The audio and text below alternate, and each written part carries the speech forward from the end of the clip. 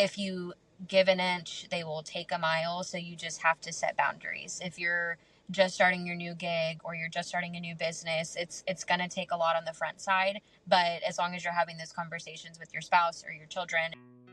Yo, this is the Streetwise Podcast. We're here to help you level up your game, level up your leadership, and level up your life. I'm your host, Matthew McReynolds. I'm a multi-brand franchisee, and I'm a franchise consultant where I help people find, launch, and build their ideal business. My main goal is to help you get off of zero and become the person that your dreams need you to be. Buckle up, get your popcorn ready. Let's go. Yo, this is Streetwise. I'm your host, Matthew McReynolds. And today we have a very special guest. I'm excited, Ashley Furr. Ashley, how are you doing today? Hey, I'm great. How are you? Good. I'm good. Thank you for taking the time to talk. I know the audience is going to have some fun hearing about your story and what you're doing. I think it's really special, and you guys are providing a lot of value. So, let's start with, what do you do?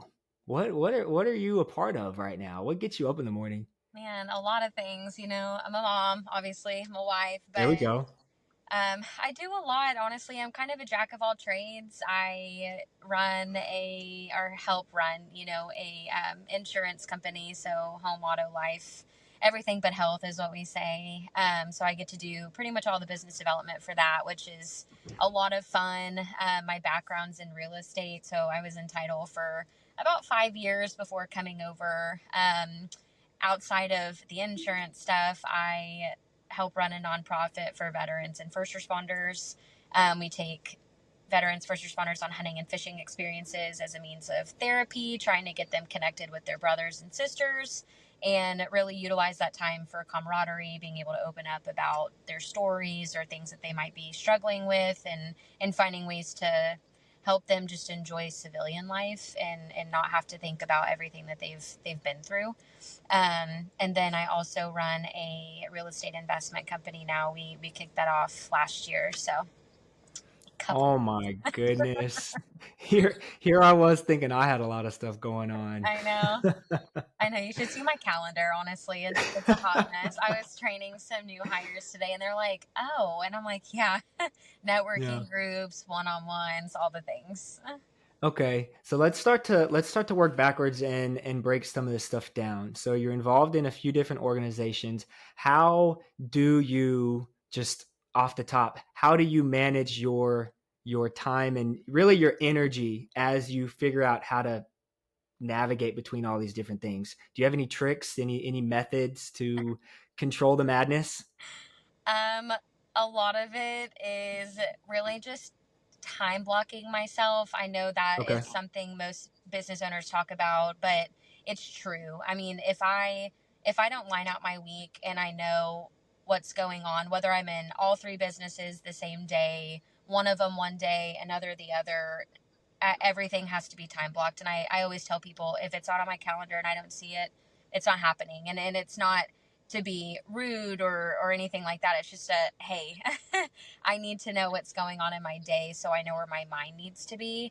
I've kind of mastered being in one brain or the other, just because some of my days get mixed and it's part of it. Thursdays are my networking days, but I still have newsletters to get out, or, emails that need to go out, trainings, reviews, all of that stuff. So it's just really learning, like, what part of my day is most important and where I need to be. So, That's good.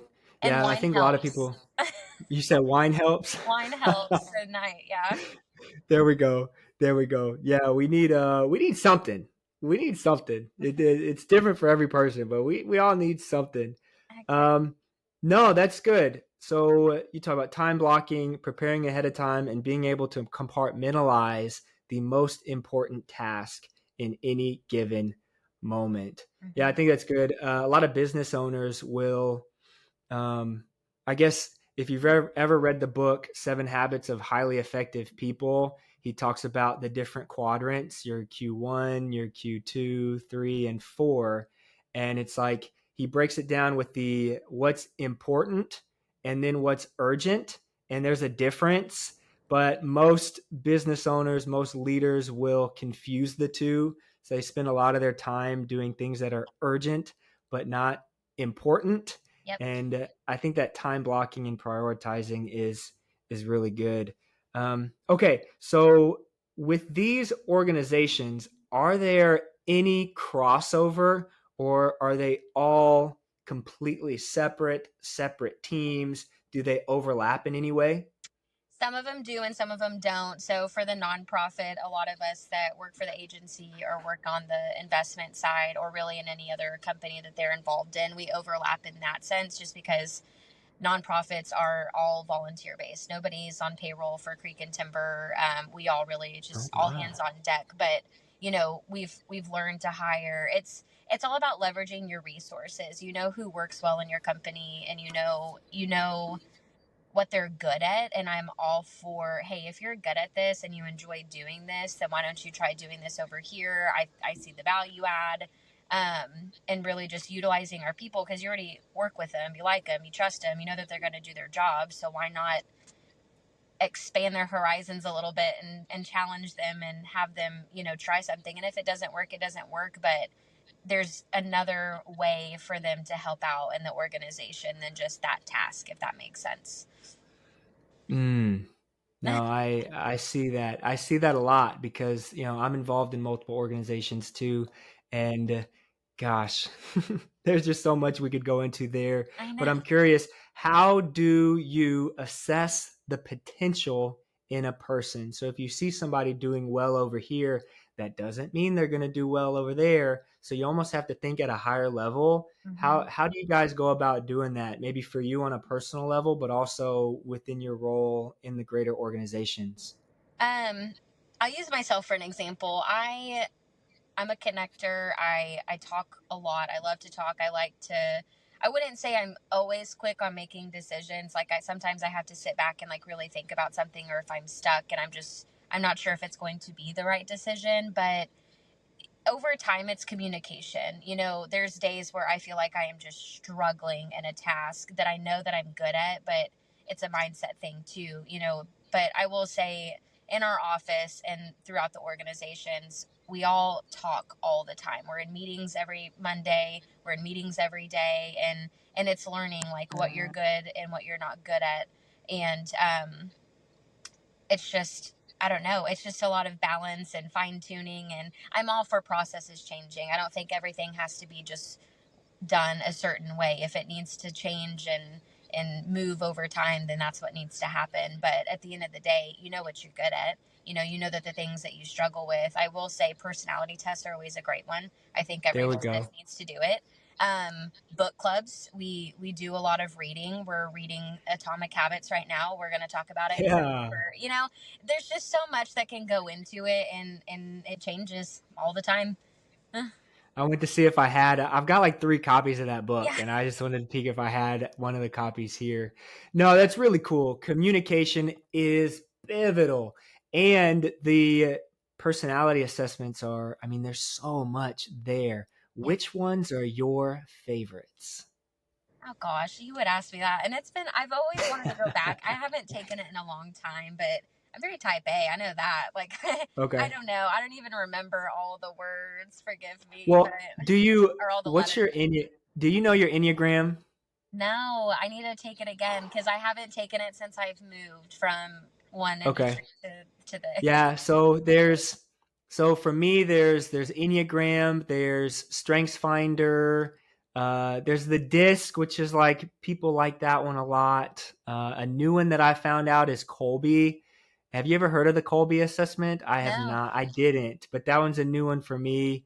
I am an assessment nerd. I could geek out on this stuff all day. Um, I'd be interested to see what your Enneagram was as a connector. I feel like I'm a connector too, but my point was when we're in transition in our life, and then so that's one category. When we're in transition, and then when we're in areas of like when we're healthy versus not healthy, our Hmm. assessments can change.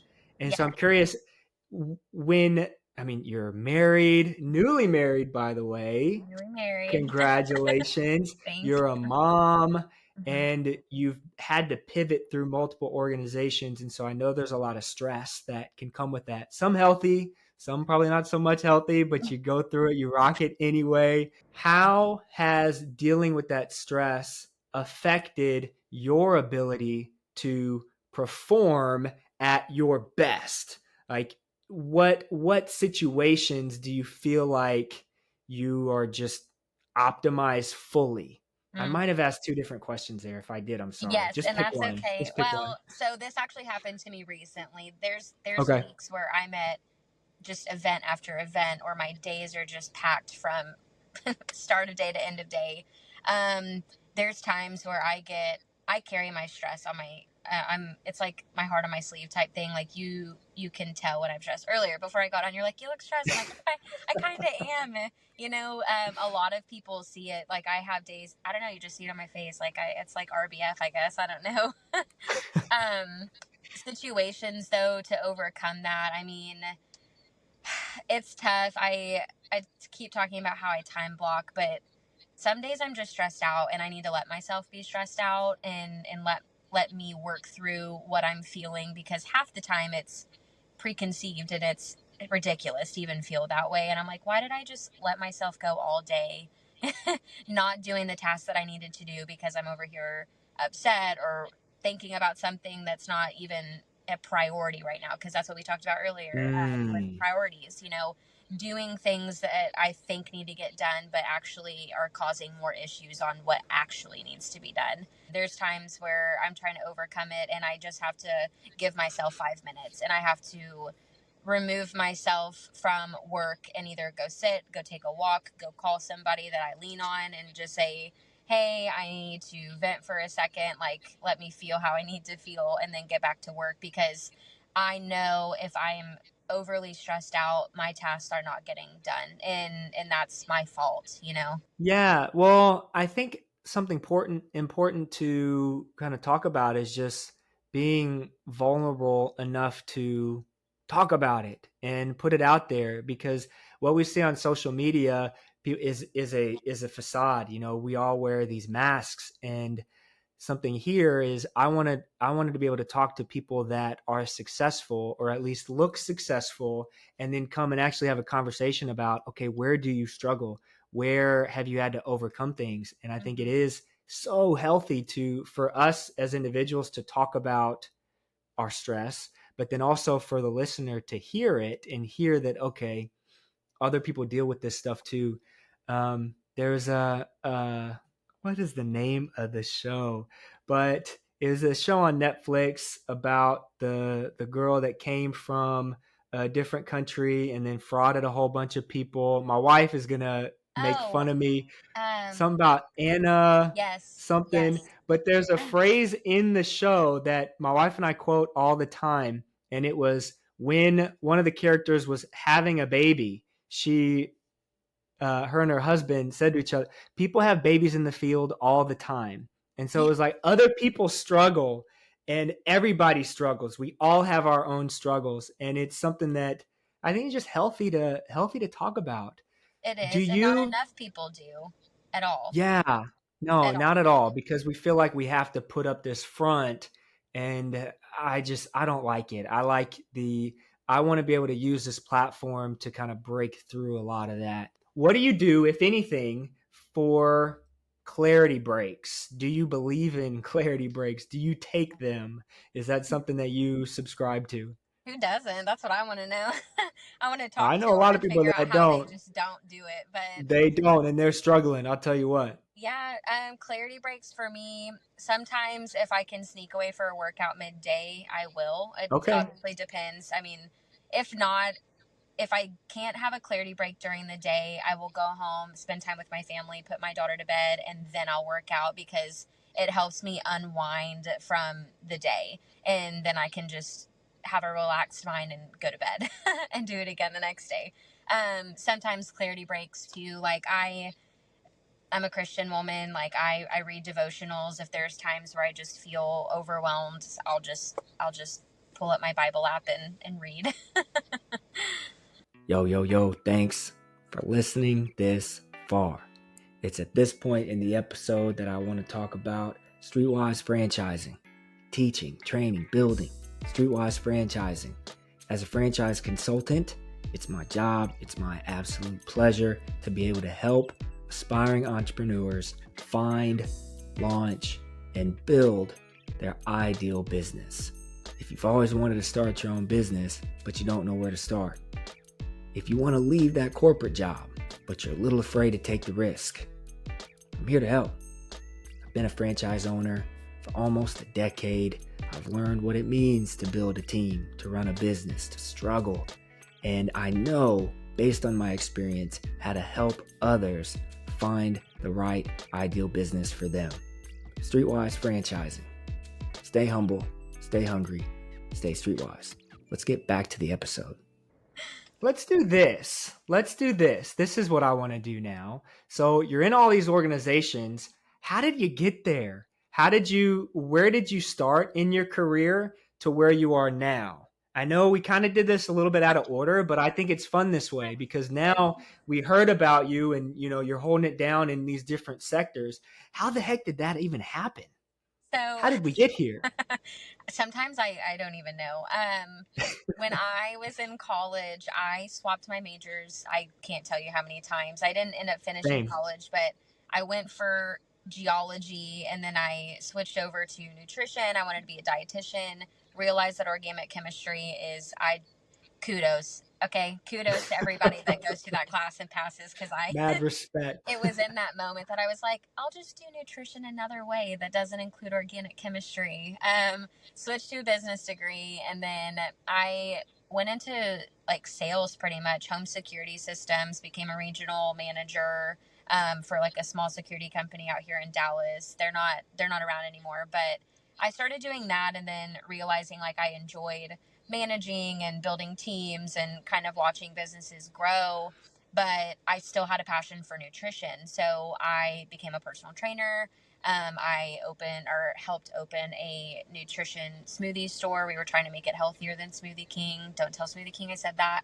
But we really focused on like the actual protein and what was going into the smoothies. So fast forward through all of that, and that didn't work out, but nutrition still holds a place in my heart. Like we work out often, and I don't know, it was just in those moments where I'm like, what am I doing with my life? Like, is this what I truly want to do?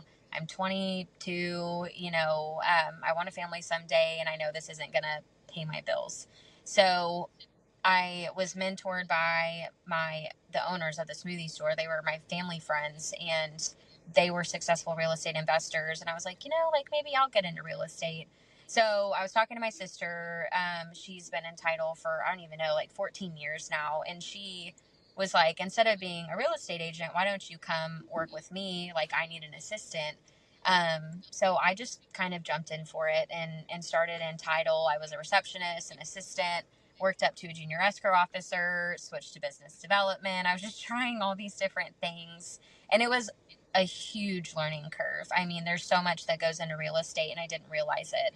I feel like I've learned more in the past 5 years than I have ever, just there's so Wow. much to the real estate sphere. And there's a lot of amazing and talented individuals that are in this industry. And in that moment, I was like, this is what I'm doing. Real estate it is. Like, I enjoy learning from all of these peers. So from there, our really good friends, they're married, and he owns the insurance agency, Dustin Payne. We've known them for a long time, and I helped on the creek and timber side as just a volunteer for a while. And he just kind of shut the door of his office and was like, what will it take for me to get you over here? Like, I need you here. I need you to help me with all these businesses. I could really utilize, your expertise. And I'm like, no, I'm happy. Like, I like title. And he just kept pouring into me, and I just really started thinking, hey, this is my chance to move up and actually do something for myself and my family. So here we are. Wow. Yeah. Okay, so that's really cool. I thank you for sharing the progression, and that perfectly leads into two concepts that I wanted to talk to you about next. The first is from, so there's a book called The Proximity Principle. It's written by Ken Coleman. And the concept is essentially, if I know where I want to go, all I need to do is to get near the people that can guide me along the way to get there. And it's impossible for me not to get there as long as I have a clearly defined end goal, and then I'm bold enough to get myself next to those people. So that's the first concept. And it seems like you utilize that very well, from leveraging your relationship with your sister. And then what you're doing now is based on, the respect that Dustin had for you.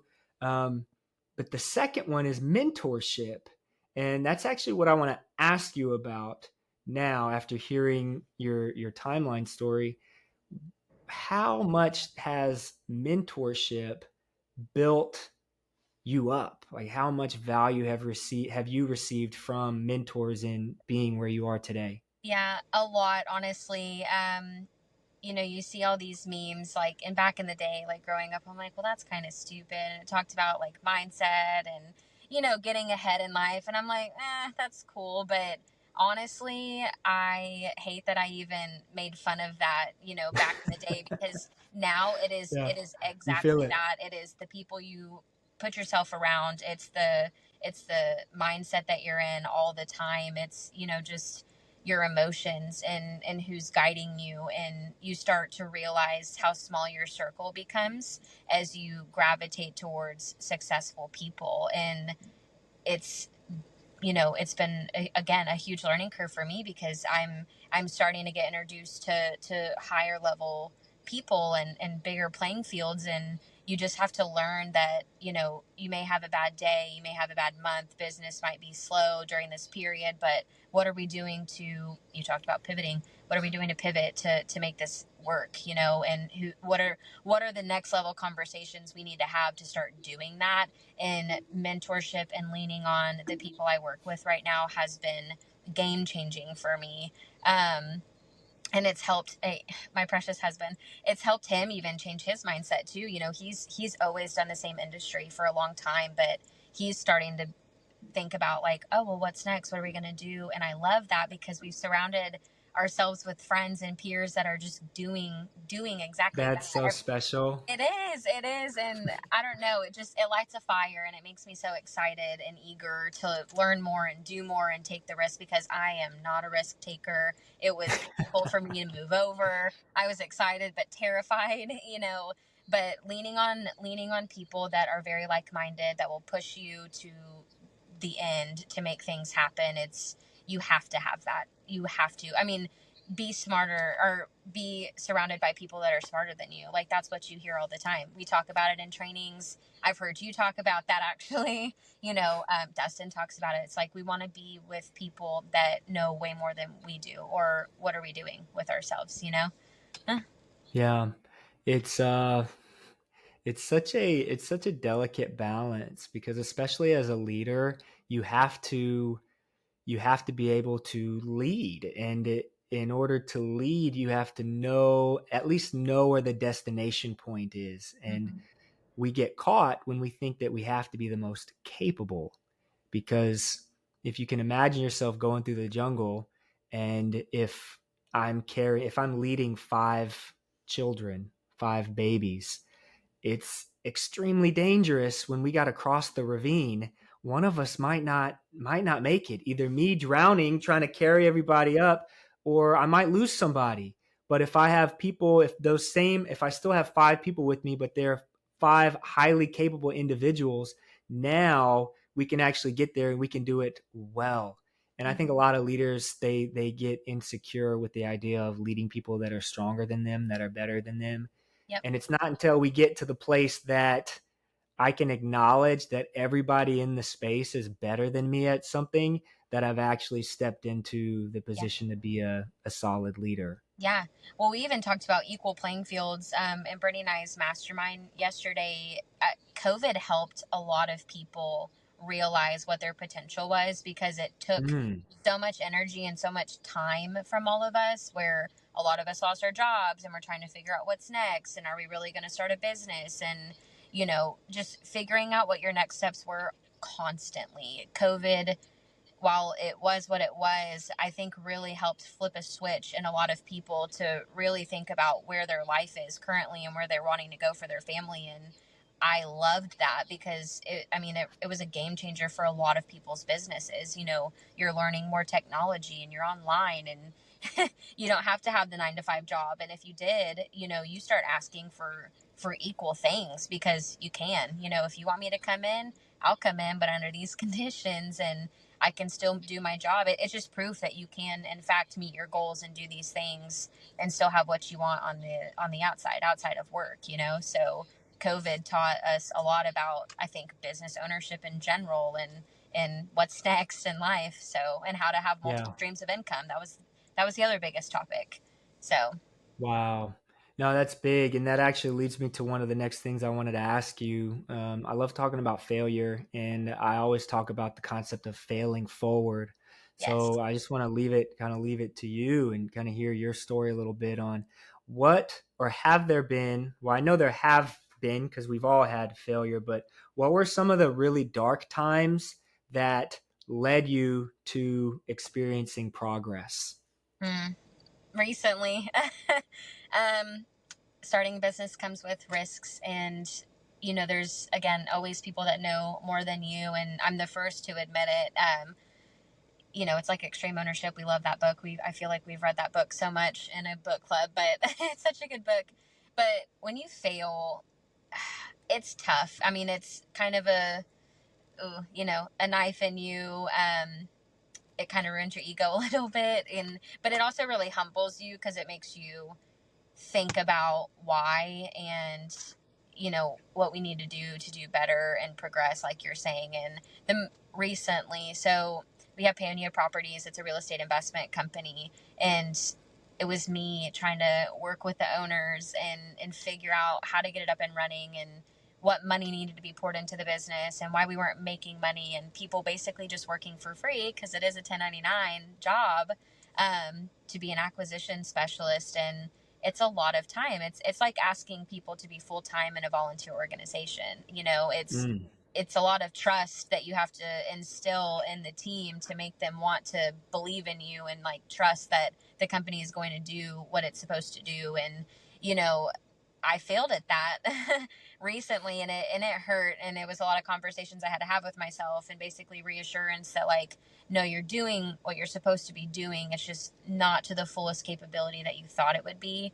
And so we hired somebody that has way more experience with the investment side than I did. Like, I have some real estate background, but I really know the back half of investment properties and not the front half. And we can't get the back half without the front half. And so she came on board and has, just blown it out of the water. And it was just having those conversations with her, and telling myself that I need to step back because I don't know what I don't know.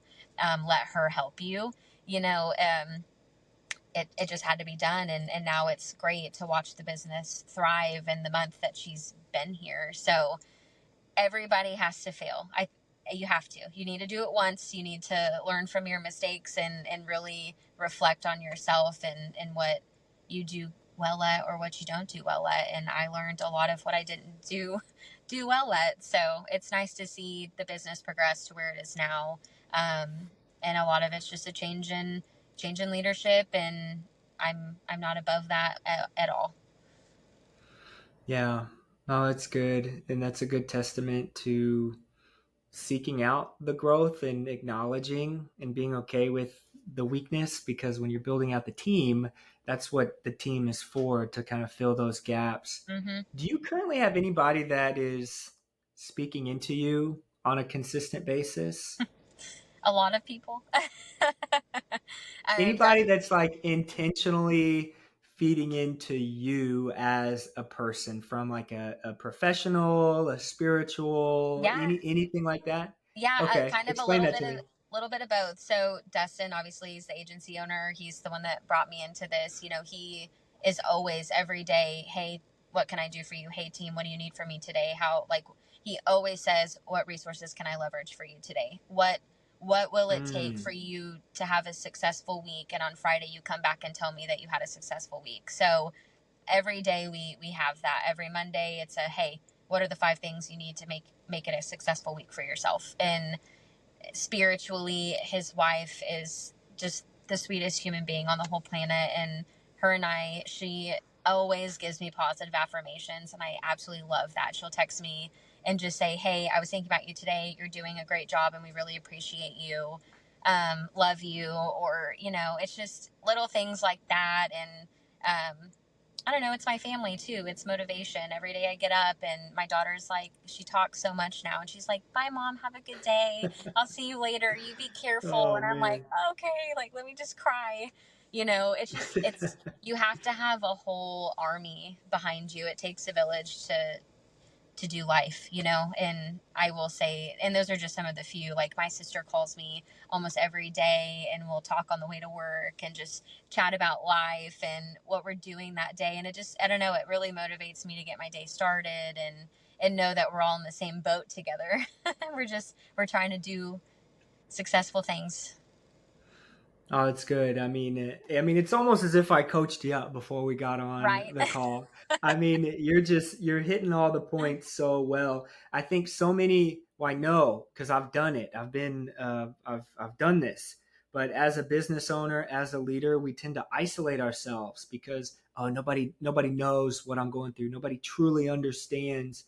And it's not until we are intentional about building out the village and building out the bigger community that we actually get filled ourselves instead of just constantly pouring out to others, but Mm-hmm. also we start to repair. I love using the analogy of a cup, right? Yeah. What fills my cup, and then what can I do to fill your cup? But then at the same time, what do I do when I get holes poked in Mm-hmm. my cup? And it's the community aspect, then the Yeah. importance of having a mentor, but then also mentoring others that creates that holistic approach to growth and actually making positive change and adding value to the bigger community. Yeah. So I think that's beautiful. Before we get too far away, I didn't want to lose something I wanted to ask you earlier, but being a person that wears multiple hats, and you use the quote or you use the phrase "jack of all trades." Mm. Um, and I'll just say as a side note, I said this in an earlier episode. It always used to make me really mad because the quote that you hear, "Jack of all trades, Yeah. master of none." But the what people don't really realize is that the full quote, the full thing is a jack of all trades, a master of none, but oftentimes better than a master of one. Yes. And there's a holistic piece there that doesn't get enough credit. So I value and respect the jack of all trades identity. But using the word identity, how do you how do you create an identity for yourself when A, you've pivoted, but B, you're also sitting in a lot of different seats, as a businesswoman, as a leader, as a team member, as a mom, as a wife, all these different things. How do you curate your own identity to really know like who it is that you actually are? Wow. That's a deep question. That's a great question. I don't really even know the answer to that, honestly. I mean, I don't know. Sometimes I'm just blessed, really. And if somebody asks me what I do, I don't want to be that person that's like, it's just kind of like the quote you just said, like, you stop at master of one, everyone's like, seriously, it's like arrogant. But I don't like even announcing everything I do. If somebody asks me, my identity is I'm me. I enjoy helping people, and I love to connect. And I want to hear about your life and what you do, because at the end of the day, I do. I care about you as a person. I don't care about what our jobs are, what you might be going through. Like, I want to know about you, and who you are as a person, because at the end of the day, we get stuck in the rat race of saturated markets and trying to compete and whose business is better than the others. And, why haven't we had this many orders come in and all of that? And at the end of the day, none of that matters. What matters is just the person you are. So identity wise, I'm me.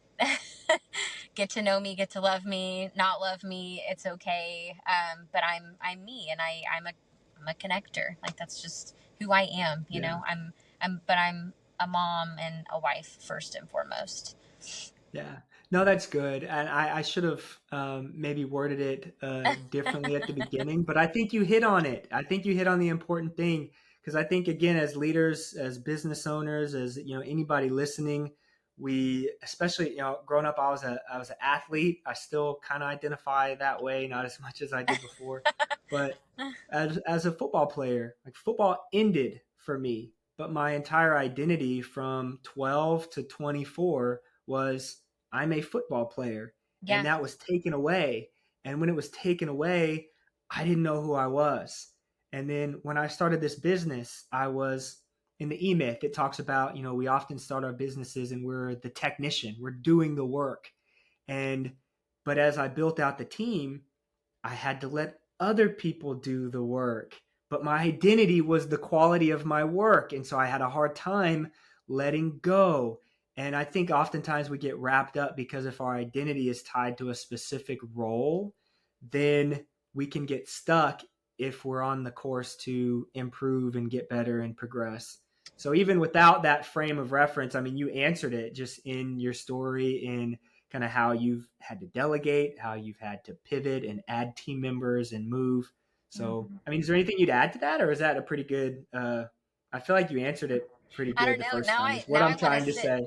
No, you're good. I kind of want to sit back and like actually reflect of like, who am I? Because it's been a rough couple of years, to be honest, Yeah, in just life. Like life has been kind of rough. It's been very humbling and a lot of just, I don't even know, just trying to figure it out. But now is the time where, my family and I are really just doing things for us because we can now.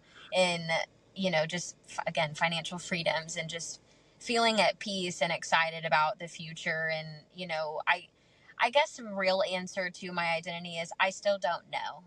I think it changes yeah, over time. I read, and I wish I could remember this, but it was a long post about just who you are. Like you're dating your spouse always for certain reasons, because you date them in your 20s. Well, so much happens in your 20s, and then you go into your 30s and you have kids and you change as a person as life continues to go on. And I don't know, I don't, maybe I don't really actually know who I am because I'm always changing. But right now I'm excited about who I am because I just feel happy and at peace with life right now and work. yeah.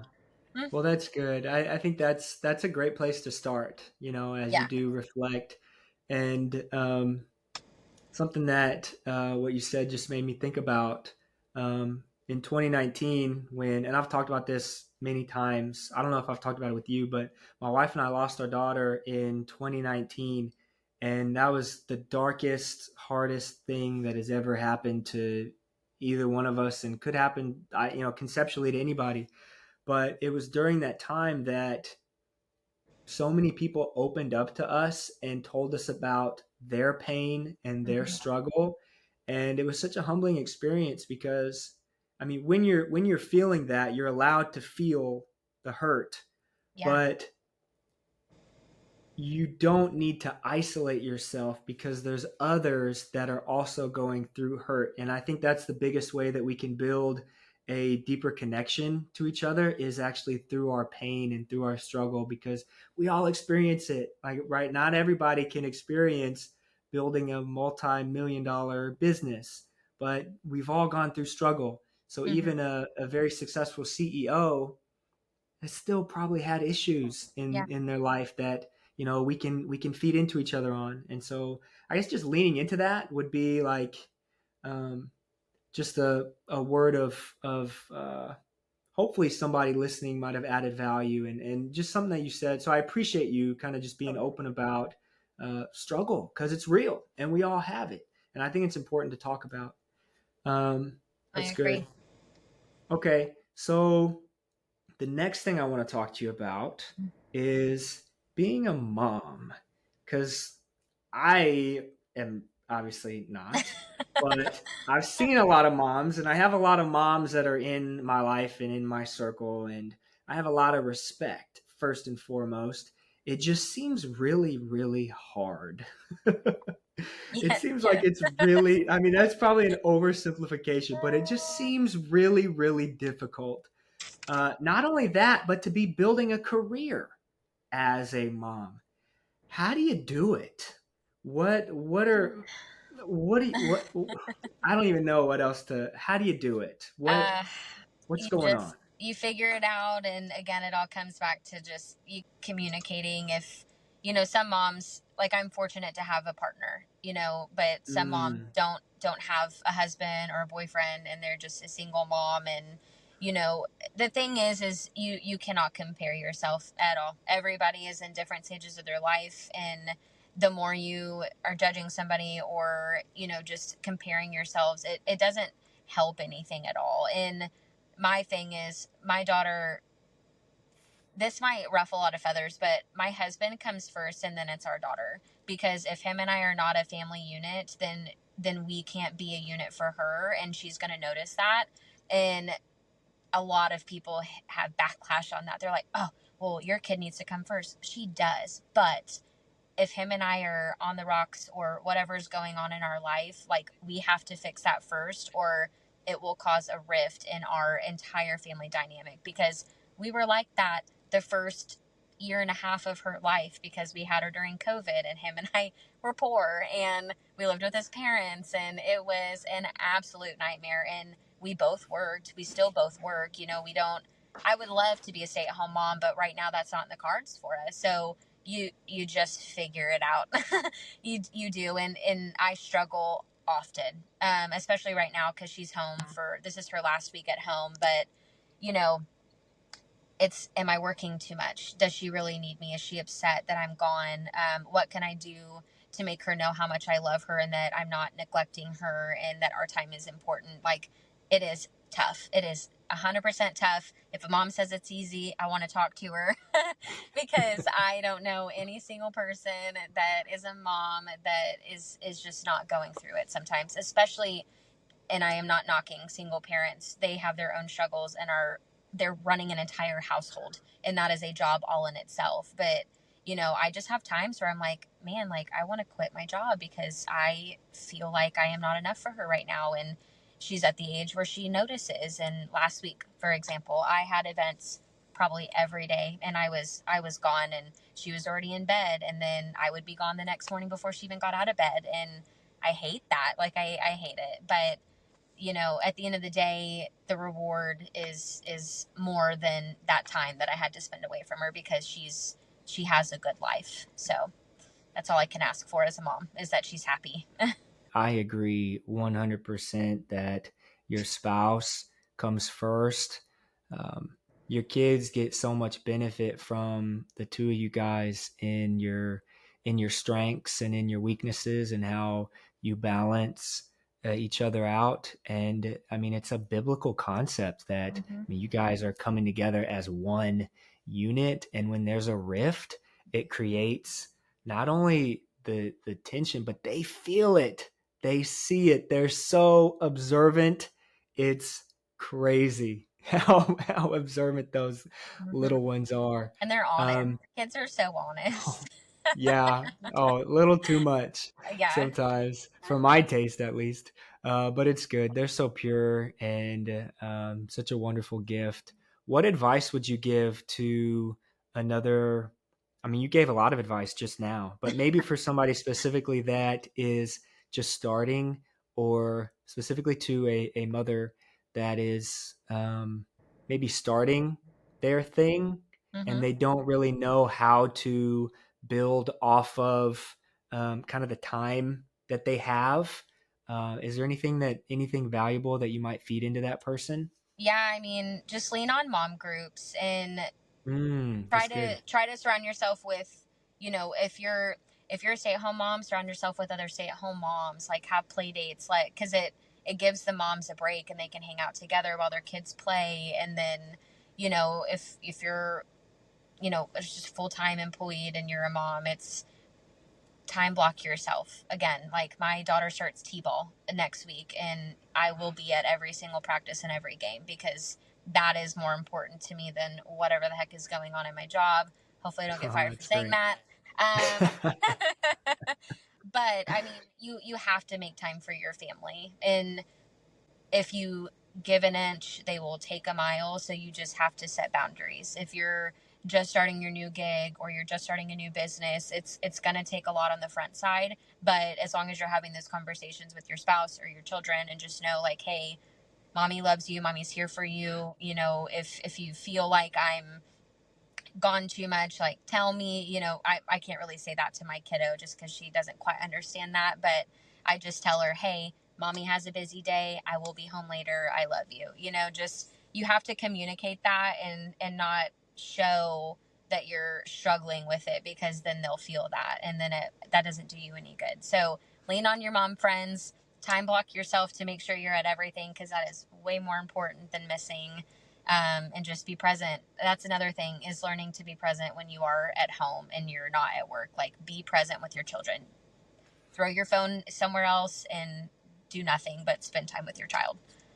Oh man, there it is. Yeah, because it's not that you have to spend all day with them, but that every day you've broken out at least a little bit of time that you're intentional Yeah. with them, because those are the moments that they're going to really remember.